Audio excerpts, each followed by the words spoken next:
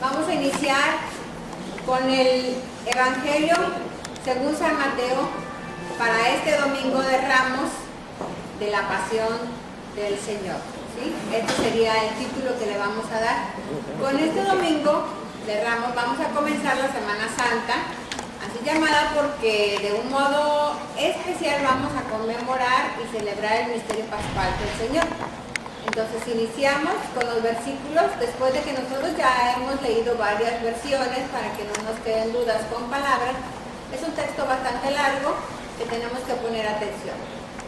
Entonces dice, uno de los 12 que se llamaba Judas Iscariote, ¿sí? Porque ya tenemos otro personaje con ese mismo nombre, pero recordemos que ese es el otro Judas, que se llama Tadeo, para que no haya confusión. Se presentó a los jefes de los sacerdotes y les dijo, ¿cuánto me darán si se los entrego? Está refiriéndose a Jesús. Ellos prometieron darle 30 monedas de plata y a partir de ese momento Judas andaba buscando una oportunidad para entregarse. El primer día de la fiesta en que se comía el pan sin levadura, los discípulos se acercaron a Jesús y le dijeron, ¿dónde quiere que preparemos la comida de Pascua?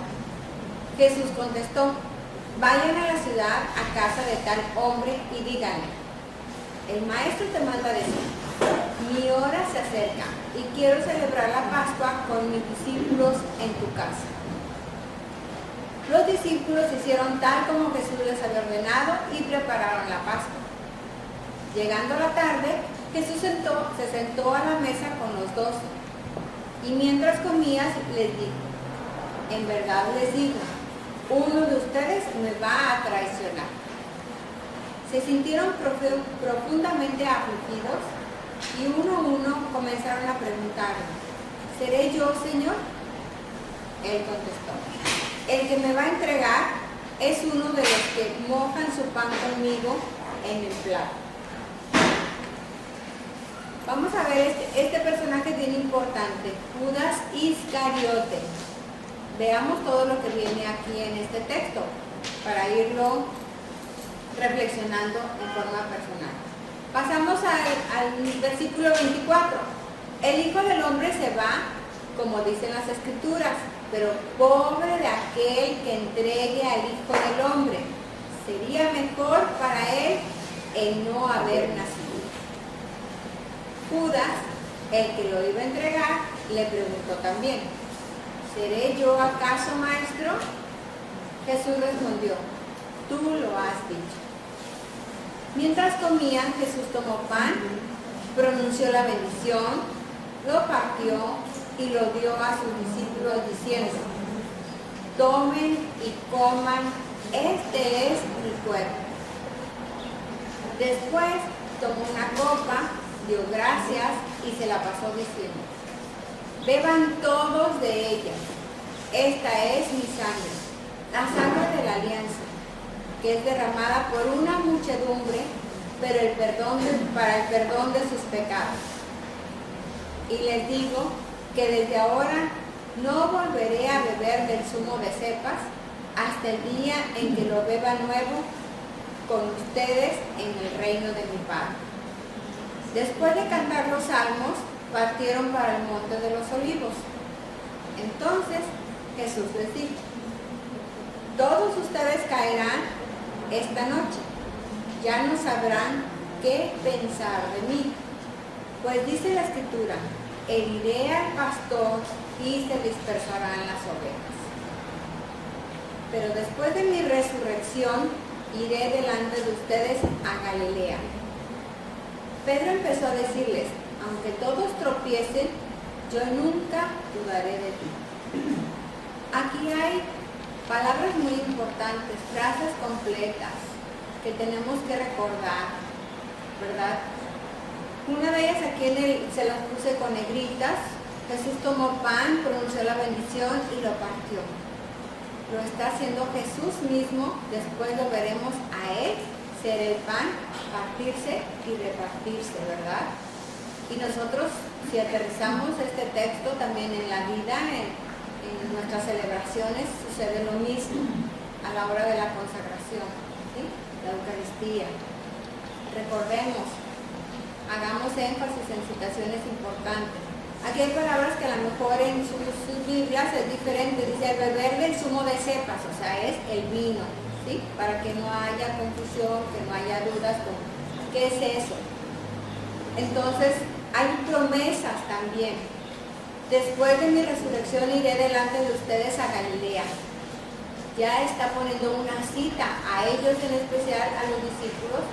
Después nosotros también tenemos una cita con Jesús resucitado. No nos vamos a quedar en la Semana Santa todo el año a ver a ese Jesús en la cruz. Hay que, igual que Él, resucitar, ¿verdad? Entonces pasamos al versículo 34. Jesús le replicó: yo te aseguro que esta misma noche, antes de que cante el gallo, me habrás negado 3 veces. Pedro insistió: aunque tenga que morir contigo, jamás te negaré. Y los demás discípulos le aseguraban lo mismo. Pedro insistió: aunque tenga que morir contigo, jamás te negaré. Tomó consigo a Pedro y a los 2 hijos de Zebedeo, comenzó a sentir tristeza y angustia, y les dijo: siento una tristeza de muerte, quédense aquí conmigo y permanezcan despiertos. Fue un poco más adelante, y postrándose hasta tocar la tierra con su cara, oró así: Padre, si es posible que esta copa se aleje de mí, pero no se haga lo que yo digo, lo que yo quiero, sino lo que tú quieres. En otras versiones habrán escuchado que dice este cáliz, ¿verdad? Muy bien, para que no haya duda. Volvió donde sus discípulos y los halló dormidos, y dijo a Pedro: de modo que no pudieron permanecer despiertos ni una hora conmigo. Estén despiertos y recen para que no caigan en la tentación. El espíritu es animoso, pero la carne es débil. De nuevo, se apartó por segunda vez a orar: Padre, si esta copa no puede ser apartada de mí, sin que yo la beba, que se haga tu voluntad. Volvió otra vez donde los discípulos y los encontró dormidos, pues se les cerraban los ojos de sueño. Los dejó pues y fue de nuevo a orar por tercera vez, repitiendo las mismas palabras. Entonces volvió donde los discípulos y les dijo: ahora pueden dormir y descansar. Ha llegado la hora y el Hijo del Hombre es entregado en manos de pecadores. Levántense, vamos, el traidor ya está por llegar. Estaba todavía hablando cuando llegó Judas, uno de los 12. Iba acompañado de una chusma armada, con espadas y garrotes, enviado por los jefes de los sacerdotes y por las autoridades judías. El traidor les había dado esta señal: al que yo dé un beso, este es, arréstenlo. Se fue directamente donde Jesús y le dijo: buenas noches, maestro, y le dio un beso. Jesús le dijo: amigo, haz lo que vienes a hacer. Entonces se acercaron a Jesús y lo arrestaron. Uno de los que estaba con Jesús sacó la espada e hirió al sirviente del sumo sacerdote, cortándole una oreja. Si se fijan, desde el anterior, aquí tenemos una situación importante en Jesús. Dice: sintió una tristeza de muerte, pidió compañía. Él le pidió a sus 2 discípulos, que son los hijos de Zebedeo, y a Pedro que lo acompañaran, ¿verdad? Esta situación también es importante en este personaje aquí, como que lo que hace Jesús y lo que nos pide, ¿verdad? Estar despiertos para que no caigan en tentación. Recen, el espíritu es animoso, pero la carne es débil. ¿Y cuántas veces fue a ver? Y los discípulos, igual que nosotros muchas veces, nos quedamos dormidos en las los momentos más importantes que necesitan de nuestra compañía. Bueno, entonces acá ya vemos quién es este personaje que sería el traidor, Judas Iscariote. Esta señal aquí no era extraño. Entre un discípulo y un maestro, una forma de saludar era el beso, ¿sí? Pero aquí fue muy específico porque ella había dado esa señal a los que venían a arrestar. Y la acción de Judas es precisamente pues la traición. Entonces dice el 52, Jesús le dijo, vuelve la espada a su sitio, pues quien usa la espada perecerá por la espada. ¿No sabes que podría invocar a mi Padre y al momento me mandaría más de 12 ejércitos de ángeles? Pero así había de suceder y tienen que cumplirse las escrituras. En ese momento Jesús dijo a la gente, a lo mejor buscan un ladrón y por eso salieron a detenerme con espadas y palos. Yo, sin embargo, me sentaba diariamente entre ustedes en el templo para enseñar y no me detuvieron. Pero todo ha pasado para que así se cumplieran los escritos de los profetas. Entonces, todos los discípulos abandonaron a Jesús y huyeron. Los que tomaron preso a Jesús lo llevaron a casa del sumo sacerdote, Caifás, donde se habían reunido los maestros de la ley y las autoridades judías. Pedro lo iba siguiendo de lejos, hasta llegar al palacio del sumo sacerdote. Entró en el patio y se sentó con los policías del templo para ver en qué terminaba. Este personaje de Pedro también es uno de los que viene en la meditación, ¿verdad? ¿Qué es lo que sería importante de recordar en su actitud? La debilidad, aunque tenía unas promesas que le había hecho a Jesús, ¿verdad? La voluntad, pero falló. Pasamos al capítulo 27, en el versículo 1, dice, llegada la mañana, todos los sumos sacerdotes y los ancianos del pueblo celebraron consejo contra Jesús para darle muerte. Después de atarlo, lo llevaron ante el procurador, Poncio Pilato, y se lo entregaron. Entonces, Judas, el que lo había entregado, viendo que Jesús había sido condenado a muerte, devolvió arrepentido las 30 monedas de plata a los sumos sacerdotes y a los ancianos, diciendo, porque he entregado la sangre de un inocente. Ellos dijeron, ¿y a nosotros qué nos importa? Allá tú. Entonces Judas arrojó las monedas de plata en el templo y se fue y se ahorcó. Los sumos sacerdotes tomaron las monedas de plata y dijeron, no es lícito juntarlas con el dinero de las limosnas, porque son precio de sangre. Después de deliberar, compraron con ellas el campo del alfarero para sepultar ahí a los extranjeros. Por eso aquel campo se llama hasta el día de hoy campo de sangre. Así se cumplió lo que dijo el profeta Jeremías. Tomaron las 30 monedas de plata en que fue tasado aquel a quien pusieron precio algunos hijos de Israel, y las dieron por el campo del alfarero según lo que me ordenó el Señor. Los jefes de los sacerdotes y el Consejo Supremo andaban buscando alguna declaración falsa contra Jesús para poderlo condenar a muerte. Pero pasaban los falsos testigos y no se encontraba nada.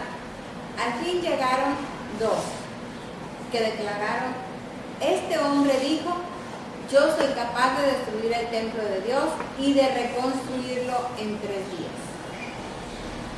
Entonces el sumo sacerdote se puso de pie y preguntó a Jesús, ¿no tienes nada que responder? ¿Qué es esto que declaran en contra tuya? Pero Jesús se quedó callado. Entonces el sumo sacerdote le dijo, en el nombre del Dios vivo, te ordeno que nos contestes. ¿Eres tú el Mesías, el Hijo de Dios? Jesús le respondió, así es, tal como tú lo has dicho. Y yo les digo más, a partir de ahora, ustedes contemplarán al Hijo del Hombre sentado a la derecha del Dios Todopoderoso y lo verán venir sobre las nubes del cielo. Entonces el sumo sacerdote se rasgó las ropas diciendo, ha blasfemado. ¿Para qué necesitamos más testigos? Ustedes mismos acaban de oír estas palabras blasfemas. ¿Qué deciden ustedes? Ellos contestaron, merece la muerte. Aquí la frase de Jesús de que destruiría el templo y lo reconstruiría en 3 días, sabemos ahora nosotros que se refería a su cuerpo, ¿verdad? Jesús compareció ante el procurador Poncio Pilato, quien le preguntó, ¿eres tú el rey de los judíos? Jesús respondió, tú lo has dicho. Pero nada respondió a las acusaciones que le hacían los sumos sacerdotes y los ancianos. Entonces le dijo Pilato, ¿no oyes todo lo que dicen contra ti? Pero él nada respondió, hasta el punto de que el procurador se quedó muy extrañado. Con ocasión de la fiesta de la Pascua, el procurador solía conceder a la multitud la libertad del preso que quisieran. Tenían entonces un preso famoso, llamado Barrabás. Dijo pues Pilato a los ahí reunidos, ¿a quién quieren que les deje libertad? ¿A Barrabás o a Jesús, que se dice el Mesías? Pilato sabía que se le había entregado por envidia. Estando él sentado en el tribunal, su mujer mandó decirle, no te metas con ese hombre justo, porque hoy he sufrido mucho en sueños por su causa. Mientras tanto, los sumos sacerdotes y los ancianos convencieron a la muchedumbre de que pidieran la libertad de Barrabás y la muerte de Jesús. Así, cuando el procurador les preguntó, ¿a cuál de los dos quieren que le suelte? Ellos respondieron, a Barrabás. Aquí ya hubo 2 afirmaciones de Jesús de quién era, ¿verdad? Aquí las encontramos. El 22 dice, Pilato les dijo, ¿y qué voy a hacer con Jesús, que se dice el Mesías? Respondieron todos, crucifícalo.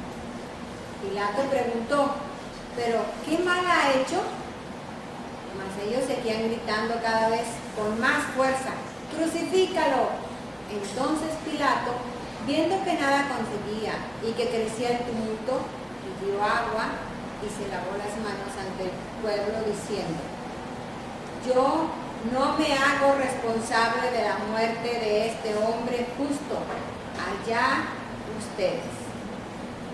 Todo el pueblo respondió, que su sangre caiga sobre nosotros y sobre nuestros hijos. Entonces Pilato puso en libertad a Barrabás. En cambio a Jesús lo hizo azotar y lo entregó para que lo crucificaran. Los soldados del procurador llevaron a Jesús al pretorio y reunieron alrededor de él a todo el batallón.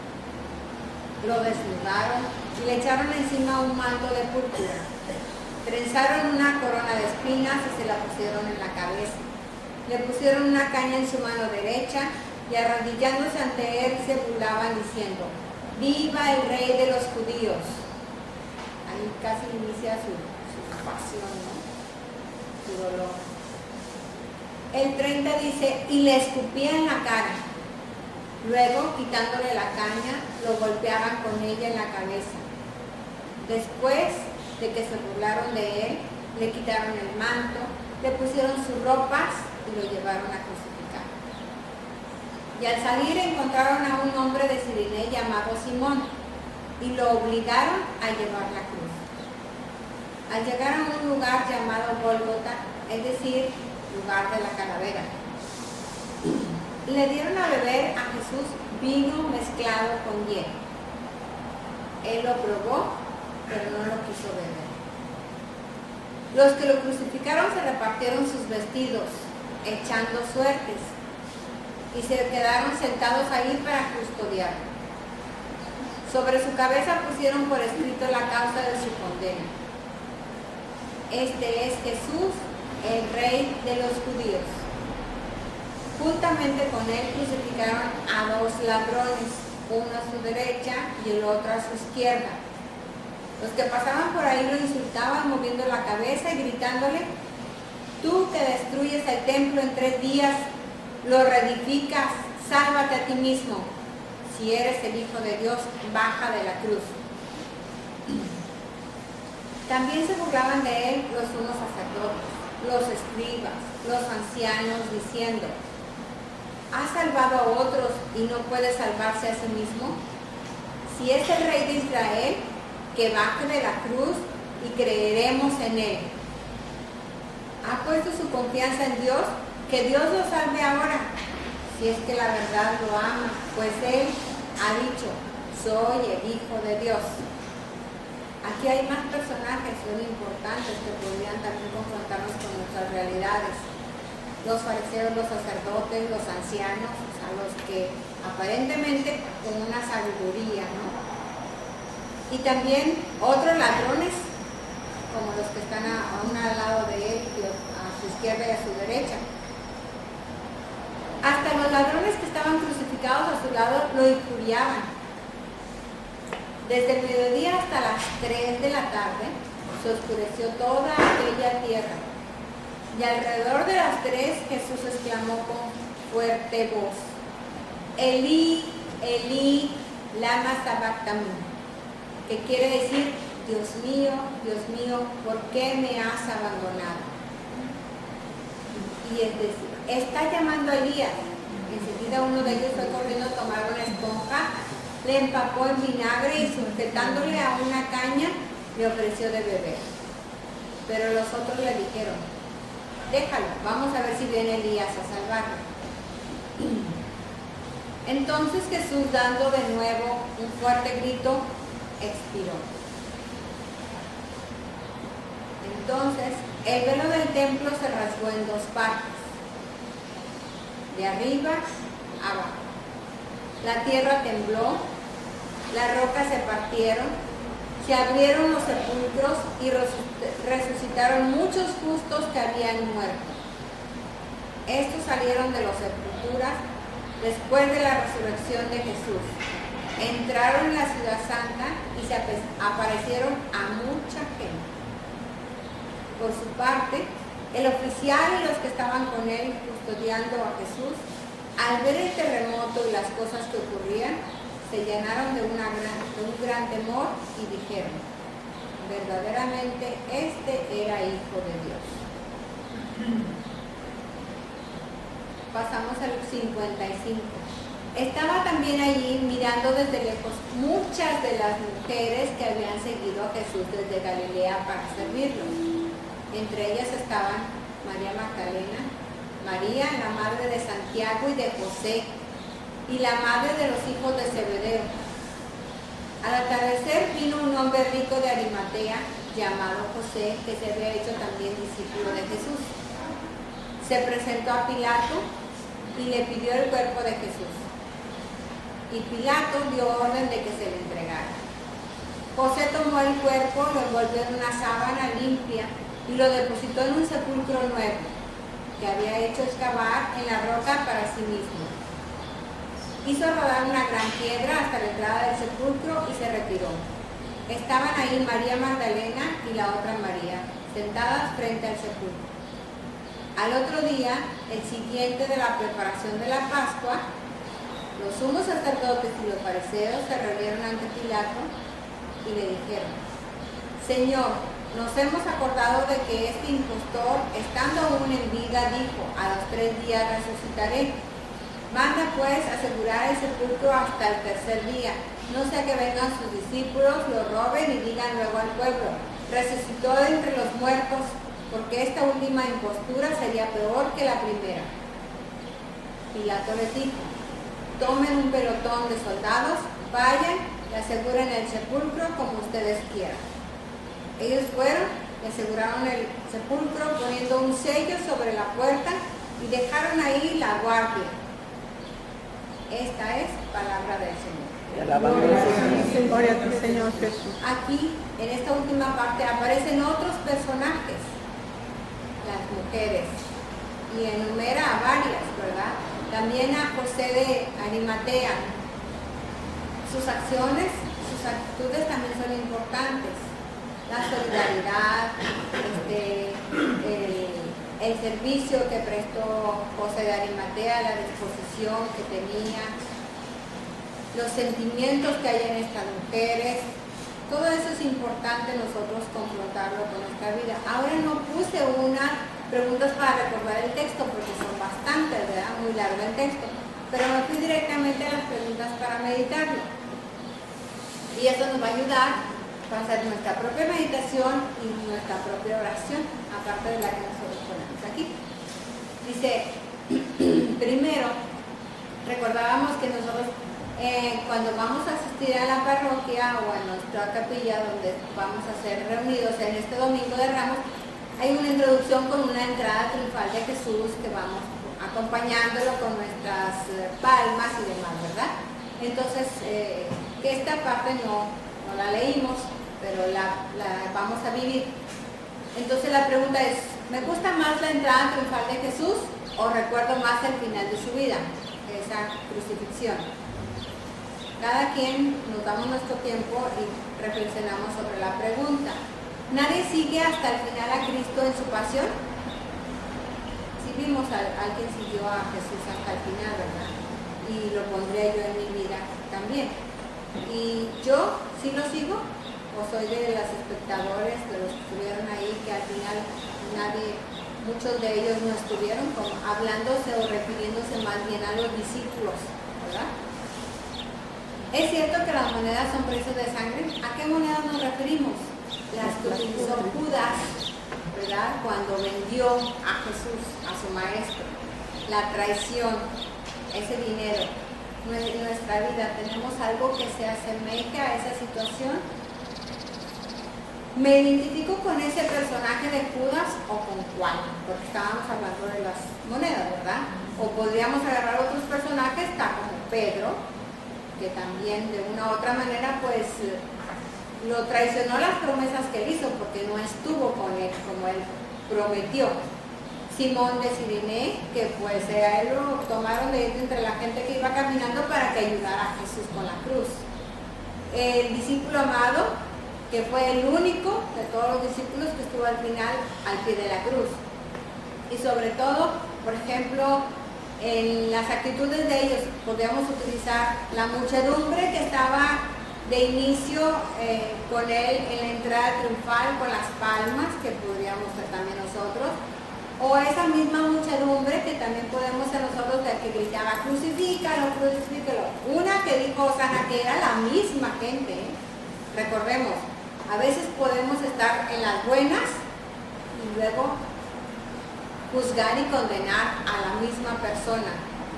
Podemos ser como esa misma muchedumbre, o como María Magdalena, o como la otra María, o como José de Arimatea, esos otros personajes que también están presentes en este texto.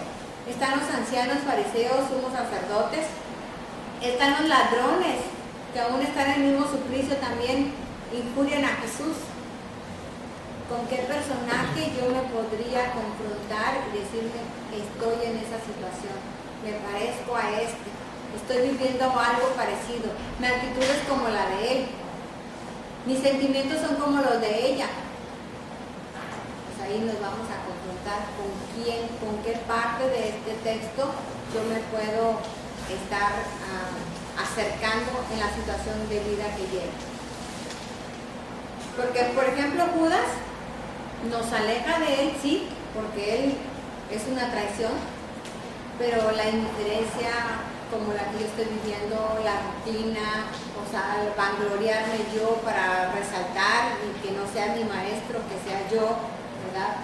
Que a veces nos creemos los buenos como aparentemente Judas pensó que él era mejor que su maestro. O sea, podemos estar en esa situación de este personaje, ¿verdad?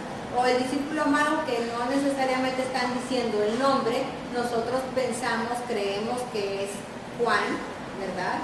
Pero que pudiésemos ser nosotros si ponemos nuestra persona en ese personaje. Entonces, ese discípulo amado pues lo dice todo, ¿verdad? Porque solo desde el amor se comprende la entrega de Jesús por amor. O sea, si yo realmente amo, también comprendo y entiendo el por qué Jesús se entregó por amor. Yo estoy viviendo una situación como esta, ¿sí? Y también la de Pedro, que decíamos que, pues, ¿en qué nos podríamos parecer a Pedro? Pues esa buena voluntad que al principio le externó a su maestro, ¿verdad? Pero que después se convirtió en esa debilidad, que tuvo miedo y pues no continuó con él. Ahí lo seguía desde lejos, pero no se enfrentó a los sacerdotes ni a los que lo apresaron. Nomás en ese momento cuando sacó la espada, ¿se acuerdan? Que lo dice el texto. Entonces a veces nos ponemos medios bravucones para defender, pero ya cuando están los problemas, bye, no estamos aquí. De lejos. Hay muchos personajes que pudiéramos estar viviendo una situación, con una actitud, o con un sentimiento, o como una forma de vida. Aterricémonos cada uno en nuestra forma personal y ya demos unos minutitos para que compartan 2, 3 personas y hacer pues una enseñanza de lo que nosotros hemos aprendido o hemos encontrado en el mensaje que Jesús nos da a través de este texto. Pero dice, ¿cómo soy en los momentos de prueba? Todos ellos vivieron, todos esos personajes vivieron una prueba a través de un acontecimiento que fue la muerte de Jesús en la cruz. ¿Y qué significa para mí la muerte de Jesús? Eso es muy importante. Es así, denle tiempo para que tengan respuestas y que las compartan. Quien vive la vida como Jesús, sirviendo a sus hermanos, es victorioso y vivirá para siempre, aunque muera, aunque lo maten. Esta es la buena noticia del reino que nace de la cruz. ¿Cómo es mi vida? Comparado con esto que acabamos de ver. Dios nos ha demostrado su gran amor a través de su Hijo. ¿Cómo demuestro yo mi gran amor a Dios? ¿Y a través de quién? ¿O de qué? ¿Verdad? Sería también una pregunta para cada uno de nosotros. Y por último recordemos los salmos que Jesús recita sobre la cruz. ¿Se acuerdan que en la última cena dice que después de que terminaron, que repartió, cantaron, recitaron los salmos y luego ya se fueron al huerto del Señor? Es importante que nosotros nos vayamos familiarizando con los salmos. Y aquí están los que él recita en ese momento de la cruz. El Salmo 22, entre paréntesis 21, Dios mío, ¿por qué me has abandonado? Lo encontramos en el Salmo.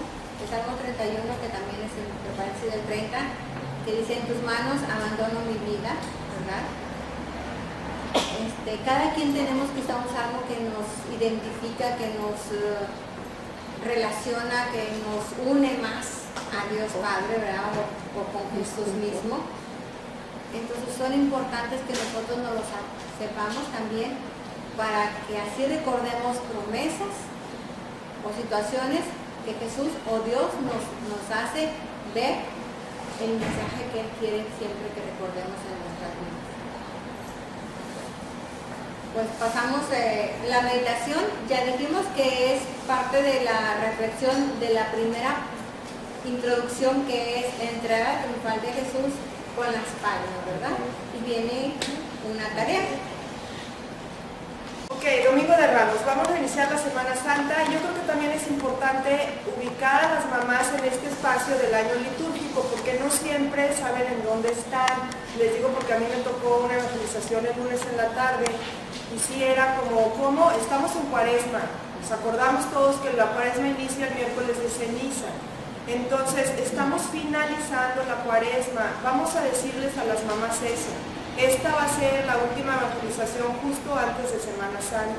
El Domingo de Ramos es el domingo que inicia la Semana Santa. La Cuaresma termina el miércoles de la semana que entra, en donde se inicia un triduo pascual, que es jueves, viernes y sábado.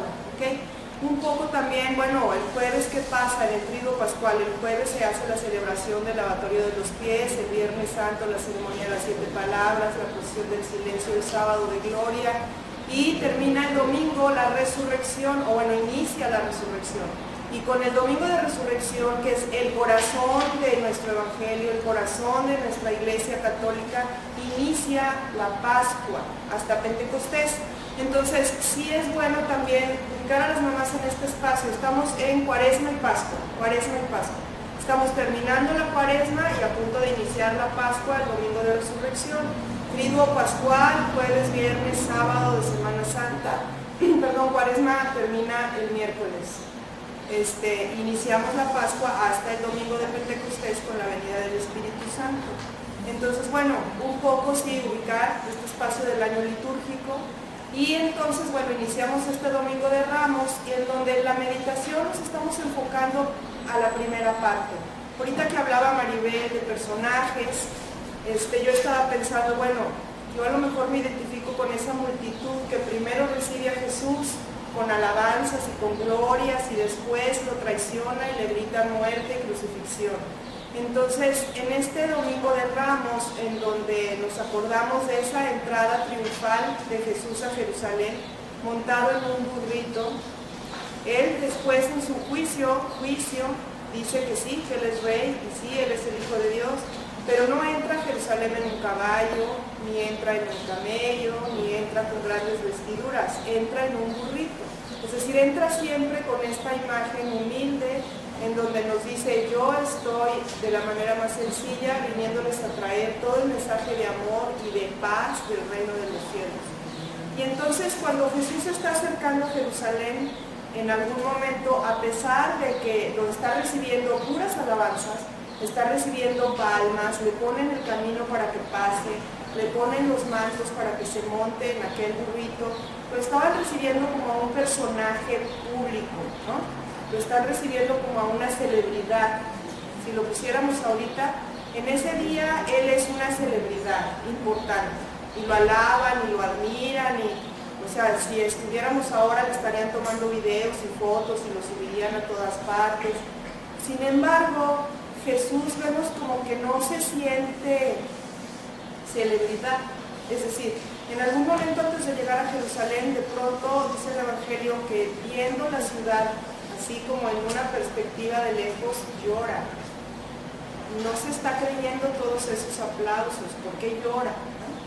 Él está pensando en lo que viene, está pensando en la tristeza de esa multitud que le está gritando glorias y que luego le va a gritar otra cosa. Estará pensando en la futura destrucción de Jerusalén, en todas las personas que por más trabajo que él hizo no creyeron o no lo siguieron. Tú sabes lo que pasaría por su corazón, a lo mejor miedo humano de saber lo que venía para él, que era una prueba dura. Entonces, bueno, vemos a este Jesús como no dejándose llevar por todo aquel griterío, sino más bien en una introspección y en metido en sus pensamientos. Y esta multitud que de pronto dice aquí la meditación, un día alaba y al otro día destruye, ¿no? ¿Y cómo somos nosotros como multitud? O sea, a lo mejor primero reconocemos al Maestro y queremos seguir su camino y queremos estar con Él y estamos cerca de la iglesia, pero luego de pronto en nuestra sociedad en la que vivimos ahora nos dejamos llevar, es como si fuéramos en un camino y en un camino hacia Jesús, y de repente vemos brillos, ¿no?, que son como del mundo, y esos brillos nos llaman la atención y nos desvían del camino y nos dejamos llevar por ellos. O sea, son cositas así que te dejan ir, ¿no? Y esos te dejan ir pueden ser muchas cosas, o sea, pueden ser cosas muy mundanas, o pueden ser pecados, o pueden ser otro tipo de situaciones que te alejan realmente de ese camino. Y entonces yo creo que este Evangelio, toda esta pasión de Jesús nos habla de fidelidad, nos habla de la fidelidad que siguió y siguió y siguió hasta la cruz y hasta la muerte y hasta aguantar todo aquel maltrato. ¿Por qué? Fiel a la voluntad de su Padre, primero que nada. Fiel al amor a nosotros. Fiel a su misión de salvación para nosotros. Lealtad y fidelidad son las cosas que a mí me deja este Evangelio. Desde la primera parte hasta toda la pasión. Jesús es totalmente fiel y totalmente leal. Y nosotros ¿cómo somos fieles o cómo somos leales? A Él, a nuestra religión, a nuestro amor, a las personas que tenemos cerca y que debemos de querer. ¿Cuántas veces nos volteamos por brillitos que nos llaman la atención en el camino y dejamos lo importante y nos vamos por esos brillos que no son oro, porque no todo lo que brilla es oro? Entonces, ¿cuántas veces tropezamos en la fidelidad o tropezamos en la lealtad? Le somos infieles a Jesús y nos somos infieles a nosotros mismos, en nuestra honestidad y en nuestra persona. Caemos y caemos porque somos humanos. Y entonces, bueno, tiene varias partes este Evangelio que son muy padres. Y, por ejemplo, en la última cena, Jesús les dice a los apóstoles: me va a traicionar uno que meta su mano en la salsa conmigo. Y no está hablando del que metió la mano en la salsa, está hablando de que era una mesa en donde había 12 personas o 13 personas, es decir, una mesa de casa en una cena, ¿no? ¿A quién tienes en una cena de tu casa con 12 personas a la mesa? A los tuyos, ¿no? A los cercanos. O sea, ¿quién cena en tu casa en Navidad? ¿O quién cena en tu casa cuando haces una cena para tu familia? Tus amigos más cercanos, tus hijos, tus nietos, tus nueras, tus papás, tus hermanos, tus sobrinos. Esos son los que están en tu mesa. Y esta mesa, o sea, ellos, sus más allegados, sus más cercanos, son sus 12 discípulos. Son la familia de Jesús. Y el que meta la mano en la salsa no es uno, sino es, aquí está la sopera para nosotros, o la ensalada. ¿Quién va a comer de esa ensalada? Todos los de la mesa. O sea, les está diciendo, de ustedes, de mis más cercanos, de mi familia, de mi núcleo familiar, de aquí va a salir la traición para mí. Qué fuerte, ¿no? Y entonces volvemos a infidelidad o deslealtad. O sea, no está acusando exactamente al que va, sino parece mentira que de nosotros sea del que va a salir la muerte para mí o la traición. Qué grueso. Y entonces cuando nosotros estamos en oración, también, o sea, Señor, no me permitas ser infiel, no me permitas ser el traidor, no me permitas ser el desleal, o sea, permíteme estar aquí. Eso es como, no sé, a mí me llama la atención, porque ¿qué sentiría Jesús si somos los más unidos, los más cercanos, los más queridos, los que han estado conmigo? Ha de ser fuerte, ¿no? Como cuando se quedan dormidos y Él les pide que lo acompañen y que oren por Él. O sea, son momentos en los que Él está sintiendo y viviendo a lo mejor soledad, desilusión, muchas cosas. Y nosotros, ¿cómo somos con Él, con ese amor que recibimos todos los días? Y yo no me quiero referir al sentido de perdón, o sea, como un sentido doloroso de Cuaresma, sino en ese amor tan grande que yo sé que Dios me tiene, que Jesús me tiene, y que yo soy creada por amor y que lo tengo a Él siempre. ¿Cuántas veces dudo un poco de ese amor? Dudo de que Él esté conmigo y que me cuide. Dudo de que me acompañe siempre. O sea, todas esas dudas de amor, del amor de Dios en mí, son infidelidades y son deslealtades. Y ahí es donde hay que tener cuidado, porque si nosotros realmente nos sabemos unas criaturas amadas, sabemos que Dios está con nosotros y que el amor de Él es infinito, no dudes de ese amor. La perdición de Judas Iscariote fue el no confiar en que Él podía ser perdonado, en no creer en la misericordia de Dios. O sea, Él se da cuenta de su error, traiciona, sí, es muy gacho en su traición, sí, pero se da cuenta de lo que hace, se arrepiente profundamente, devuelve aquello que le dieron por el mal que hizo, avienta las monedas y dice que ya no las quiere, es decir, trata de compensar de la manera que él puede aquello, ¿no? Pero luego se pierde a sí mismo porque en lugar de pedir perdón y continuar, se suicida de la desesperación. Es decir, si él hubiera confiado en que es perdonado, en la misericordia de Dios, se salva. Y entonces, ¿y nosotros cuántas veces creemos que somos incapaces de ser perdonados o que, o sea, esas cosas son las que hay que tener mucho cuidado, hay que cuidar nuestra fidelidad y realmente sentirnos hijos amados de Dios y en todo momento, y como decía Maribel, en este evangelio tan largo y que tiene tantas cositas en las que pudiéramos pensar y tantos detalles que ver, bueno, ¿con qué me quedo? ¿Qué partes me van llamando la atención? A mí me encanta esa fidelidad de Jesús, esa lealtad a la voluntad del Padre y a la voluntad de los hijos. Y entonces, bueno, eso es un gran ejemplo, ¿no?, para nosotros a seguir. Dice, seamos fieles a Él y a nuestros niños especiales que tanto nos necesitan y dependen de nosotros. Debemos estar incondicionalmente cerca de ellos porque son los hermanitos pequeños de Jesús y están a nuestro cargo y a nuestro cuidado. Y la tarea de la semana es, vive esta Semana Santa con pasión. Trata de ir a todos los oficios, pero con sentido, no con presencia nada más. Con oración, no nada más con costumbres y tradiciones, sino con oración. Trata de siéntelos en tu corazón, ¿no? Y vamos a decirles a las mamás eso, o sea, estamos en Cuaresma y Pascua, vamos a vivir la Semana Santa y vamos a continuar después con la Pascua. Gracias. Vamos a continuar con la oración que le vamos a decir ahora a nuestro Señor después de haber escuchado este texto. Pues le decimos, Padre Santo, me postro ante ti en humilde adoración. Qué amor tan grande me tienes, que me das a tu Hijo y me haces entrar de nuevo en comunión. Gracias, Señor Jesús, por ese amor tan grande y sin medida, pues entregaste tu vida para darme vida. Ven, Espíritu Santo, abre mis ojos para contemplar la gloria de la cruz. Te pido que me ayudes a renunciar a todos los pecados de mi vida y te pido que sean clavados en la cruz contigo ahora mismo. Que viva mi Cristo, que viva mi Rey, viva Cristo Rey. Amén. Y nuestro compromiso, las acciones que vamos a realizar, pues empezamos diciendo, ¿qué haremos? Señor, reconocer tu grandeza, tu poder y tu misericordia, como nos dice el texto de Juan 15:5, sin mí nada puedes hacer.